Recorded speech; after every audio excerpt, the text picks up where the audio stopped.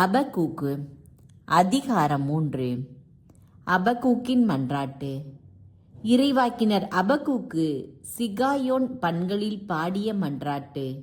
ஆண்டவரே, உம்மை பற்றி கேள்வியுற்றேன்.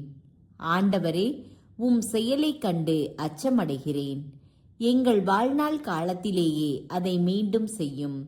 காலப்போக்கில் அதை அனைவரும் அறியும்படி செய்யும். சினமுற்ற போதும் உமது இரக்கத்தை நினைவு கூரும். தேமானில் இருந்து இறைவன் வருகிறார். பாரான் மலையிலிருந்து புனிதர் வருகிறார். அவரது மாட்சி விண்ணுலகை மூடியிருக்கின்றது. அவரது புகழால் மண்ணுலகம் நிறைந்திருக்கின்றது. அவரது பேரொளி கதிரவன் ஒளி போல் இருக்கின்றது. அவர் கையினின்று ஒளி கதிர்கள் புறப்படுகின்றன. அங்கேதான் அவரது வல்லமை மறைந்திருக்கின்றது. அவருக்கு முன்பாக பெருவாரி நோய் செல்கின்றது. அவருடைய அடிச்சுவடுகளை தொடர்ந்து கொள்ளை நோய் புறப்படுகின்றது. அவர் நின்றால் நிலம் அதிர்கின்றது. அவர் நோக்கினால் வேற்றினத்தார் நடுங்குகின்றனர். தொன்று தொட்டு இருக்கும் மலைகள் பிளவுண்டு போகின்றன. பண்டை கால குன்றுகள் அமிழ்ந்து விடுகின்றன. அவர்தம் வழிகளோ என்றும் உள்ளவை. கூசாவின் கூடாரங்களில் வேதனை நிறைந்திருப்பதை நான் கண்டேன். மிதியான் நாட்டு கூடாரத் திரைகள் நடுநடுங்கின.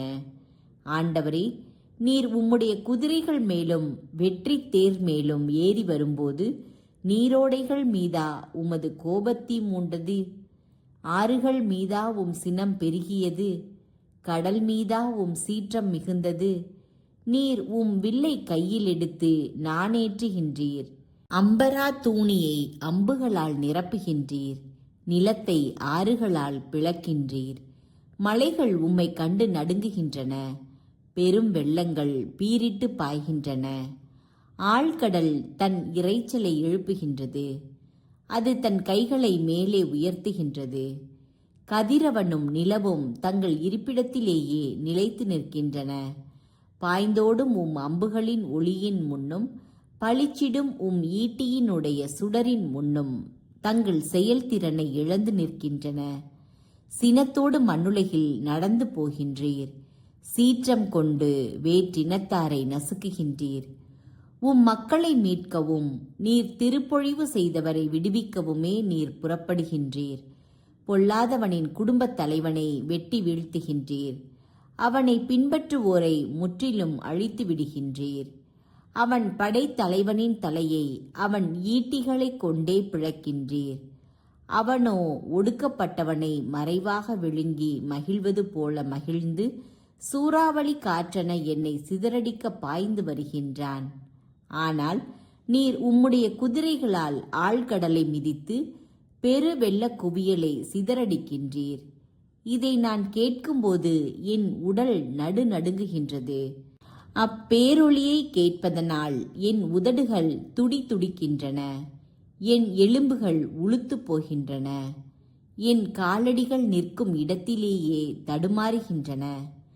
எங்களை தாக்கும் மக்கள் மீது இடுக்கண் வரும் நாள் வரை அமைதியாய் காத்திருப்பேன்.